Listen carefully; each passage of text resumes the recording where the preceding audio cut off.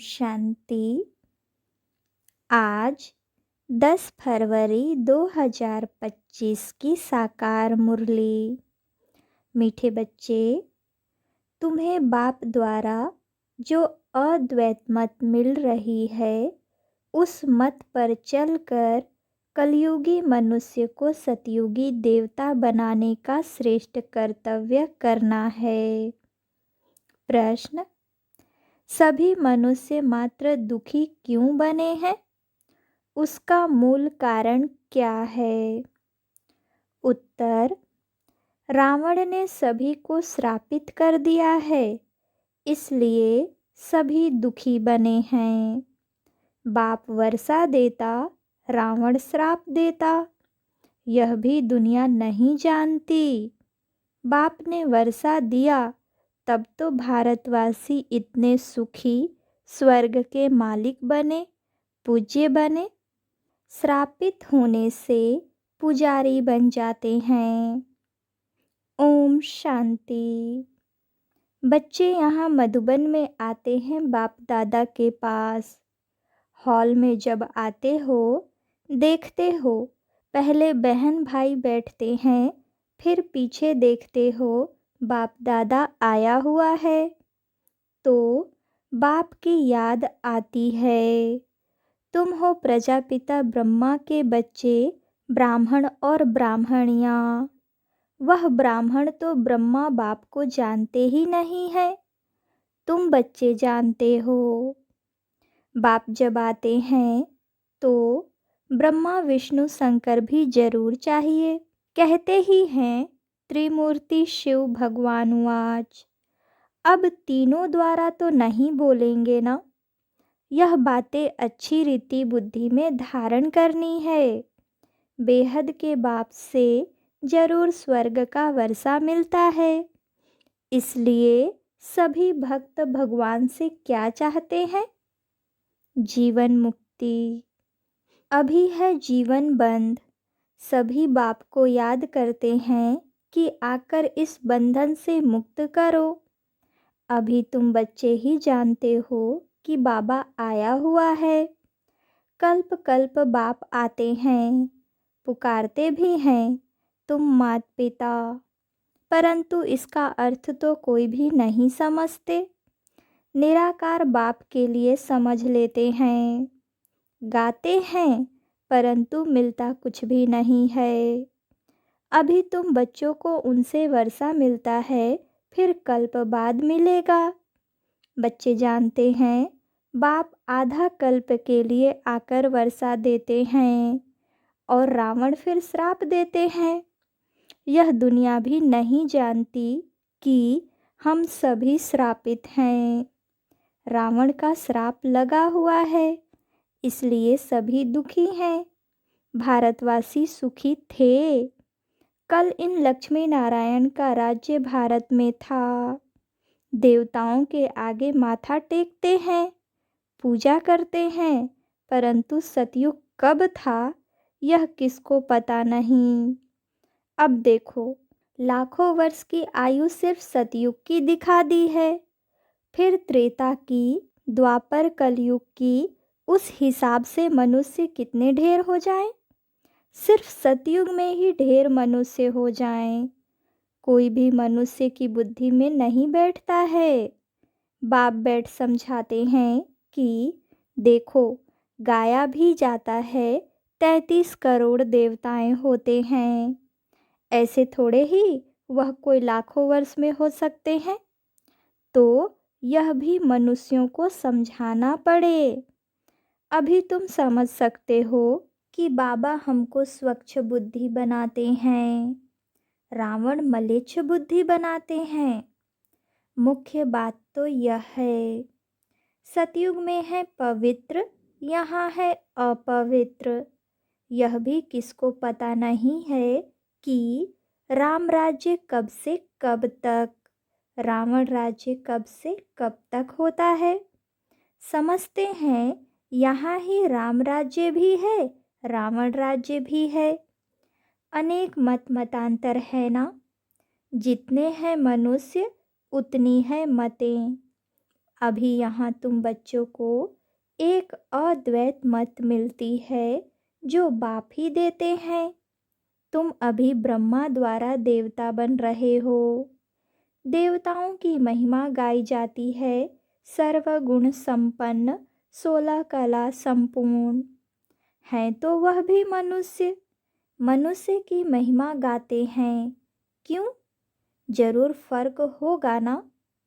अभी तुम बच्चे भी नंबरवार पुरुषार्थ अनुसार मनुष्य को देवता बनाने का कर्तव्य सीखते हो।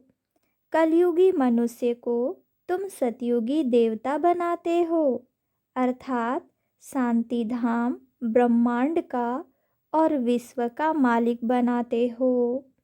यह तो शांति धाम नहीं है ना। यहाँ तो कर्म जरूर करना पड़े। वह है स्वीट साइलेंस होम। अभी तुम समझते हो हम आत्माएं स्वीट होम ब्रह्मांड के मालिक हैं। वहाँ दुख सुख से न्यारे रहते हैं। फिर सतयुग में विश्व के मालिक बनते हैं। अभी तुम बच्चे लायक बन रहे हो। एम ऑब्जेक्ट एक्यूरेट सामने खड़ी है। तुम बच्चे हो योग बल वाले, वह हैं बाहुबल वाले।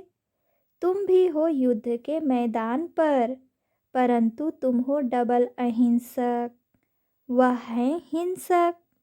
हिंसा काम कटारी को कहा जाता है। सन्यासी भी समझते हैं यह हिंसा है, इसलिए पवित्र बनते हैं। परंतु तुम्हारे सिवाय बाप के साथ प्रीत कोई की है नहीं। आशिक मासूक की प्रीत होती है ना। वह आशिक मासूक तो एक जन्म के गाए जाते हैं। तुम सभी हो मुझ मासूक के आशिक। भक्ति मार्ग में मुझ एक माशूक को याद करते आए हो। अब मैं कहता हूँ यह अंतिम जन्म सिर्फ पवित्र बनो और यथार्थ रीति याद करो, तो फिर याद करने से ही तुम छूट जाएंगे। सतयुग में याद करने की दरकार ही नहीं रहेगी। दुख में सिमरन सब करते हैं। यह है नर्क। इनको स्वर्ग तो नहीं कहेंगे ना। बड़े आदमी जो धनवान हैं वह समझते हैं हमारे लिए तो यहाँ ही स्वर्ग है। विमान आदि सब कुछ वैभव है। कितना अंधश्रद्धा में रहते हैं। गाते भी हैं तुम मात पिता, परंतु समझते कुछ नहीं। कौन से सुख घनेरे मिले यह कोई भी नहीं जानते हैं। बोलती तो आत्मा है ना। तुम आत्माएं समझती हो हमको सुख घनेरे मिलने हैं। उनका नाम ही है स्वर्ग सुख धाम। स्वर्ग सभी को बहुत मीठा भी लगता है। तुम अभी जानते हो स्वर्ग में हीरे जवाहरों के कितने महल थे। भक्ति मार्ग में भी कितना अनगिनत धन था। जो सोमनाथ का मंदिर बनाया है, एक एक चित्र लाखों की कीमत वाले थे। वह सब कहाँ चले गए? कितना लूट कर ले गए। मुसलमानों ने जाए मस्जिद आदि में लगाया। इतना अथाह धन था। अभी तुम बच्चों की बुद्धि में है हम बाप द्वारा फिर से स्वर्ग के मालिक बनते हैं। हमारे महल सोने के होंगे। दरवाज़ों पर भी जड़ित लगी हुई होगी। जैनियों के मंदिर भी ऐसे बने हुए होते हैं। अब हीरे आदि तो नहीं है ना जो पहले थे। अभी तुम जानते हो हम बाप से स्वर्ग का वर्षा ले रहे हैं। शिव बाबा आते भी भारत में ही हैं। भारत को ही शिव भगवान से स्वर्ग का वर्षा मिलता है।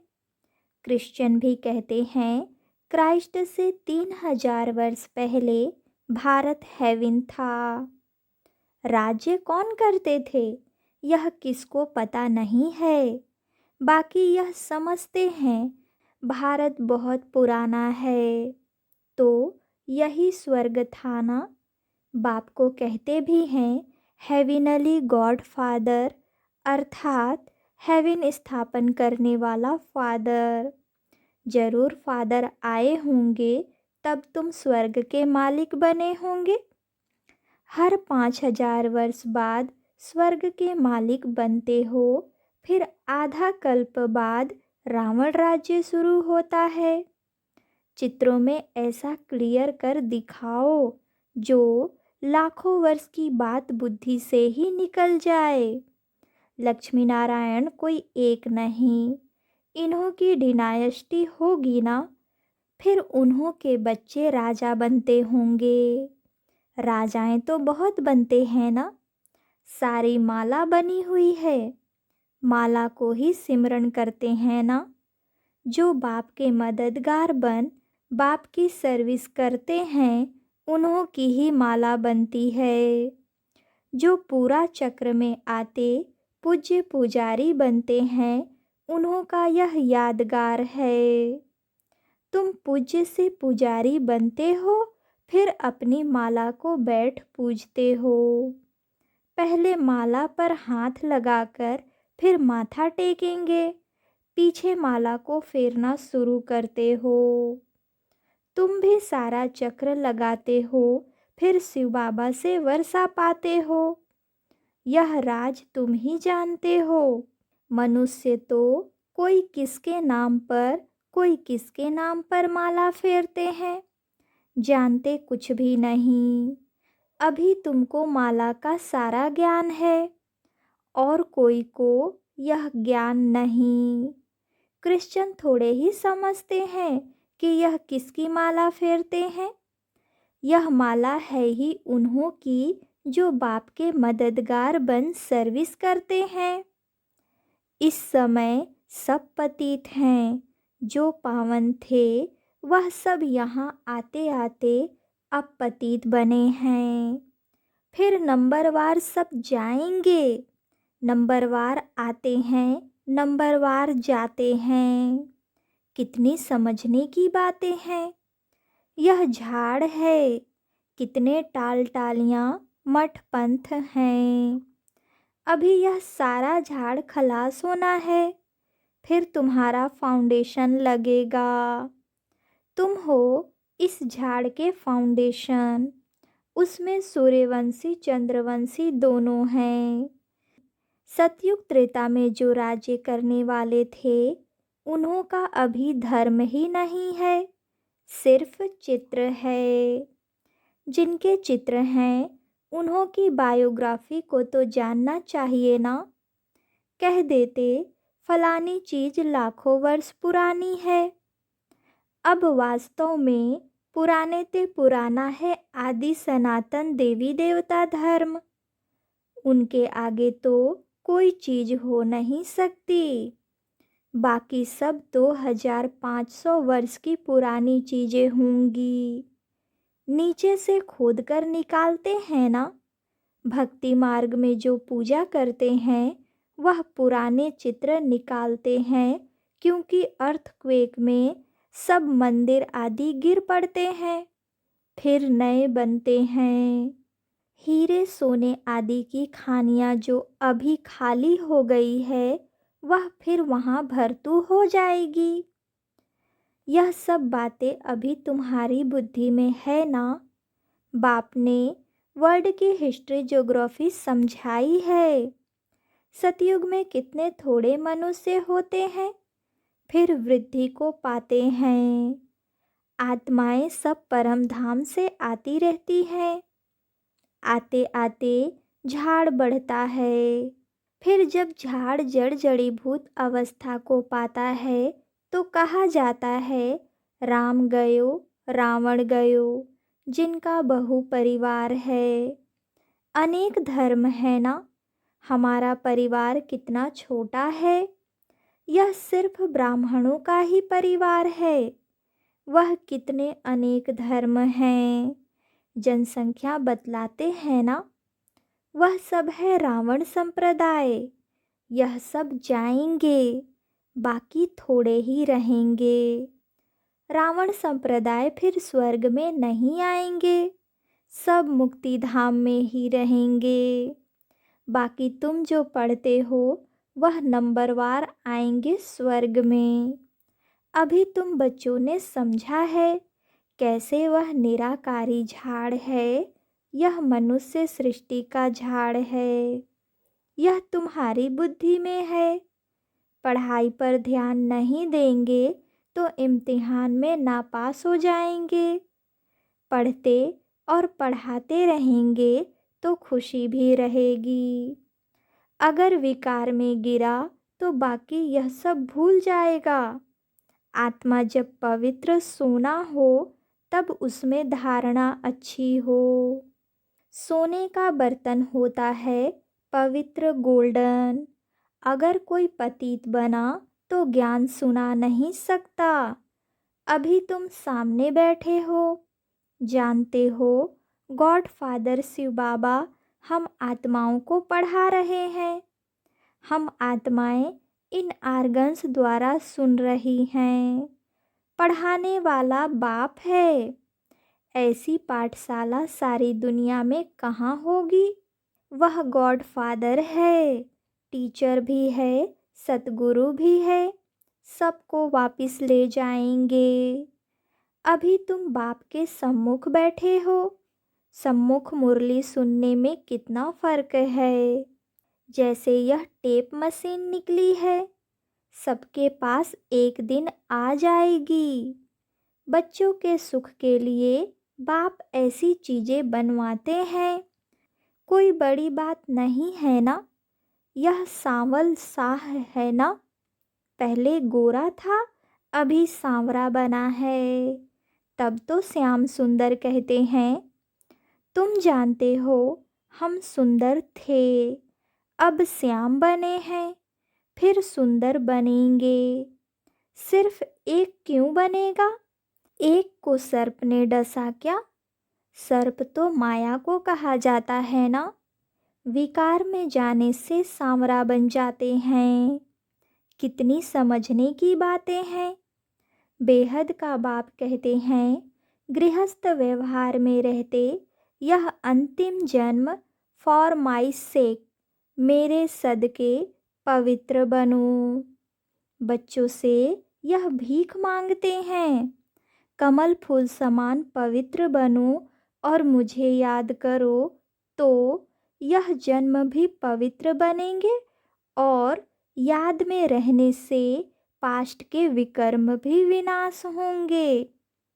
यह है योग अग्नि, जिससे जन्म जन्मांतर के पाप दग्ध होते हैं। सतो प्रधान से सतो रजो तमो में आते हैं तो कला कम हो जाती है, खाद पड़ती जाती है। अब बाप कहते हैं सिर्फ मामेकम याद करो, बाकी पानी की नदियों में स्नान करने से थोड़े ही पावन बनेंगे। पानी भी तत्व है ना, 5 तत्व कहे जाते हैं। यह नदियाँ कैसे पतित पावनी हो सकती है? नदियाँ तो सागर से निकलती हैं, पहले तो सागर पतित पावन होना चाहिए ना। अच्छा, मीठे मीठे सिकिलधे बच्चों प्रति माता पिता बाप दादा का याद प्यार और गुड मॉर्निंग। रूहानी बाप की रूहानी बच्चों को नमस्ते। धारणा के लिए मुख्य सार। पहली पॉइंट, विजय माला में आने के लिए बाप का मददगार बन सर्विस करनी है। एक माशूक के साथ सच्ची प्रीत रखनी है, एक को ही याद करना है। दूसरी पॉइंट, अपनी एक्यूरेट एम ऑब्जेक्ट को सामने रख पूरा पुरुषार्थ करना है। डबल अहिंसक बन मनुष्य को देवता बनाने का श्रेष्ठ कर्तव्य करते रहना है।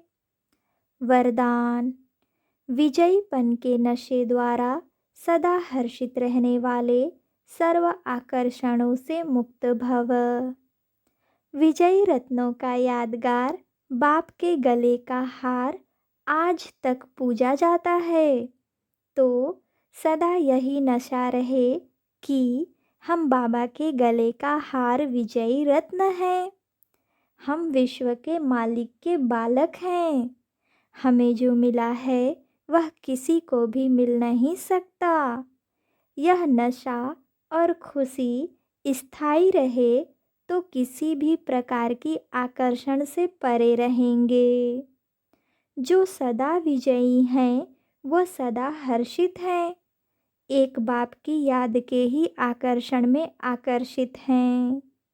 स्लोगन: एक के अंत में खो जाना अर्थात एकांतवासी बनना। अच्छा, ओम शांति।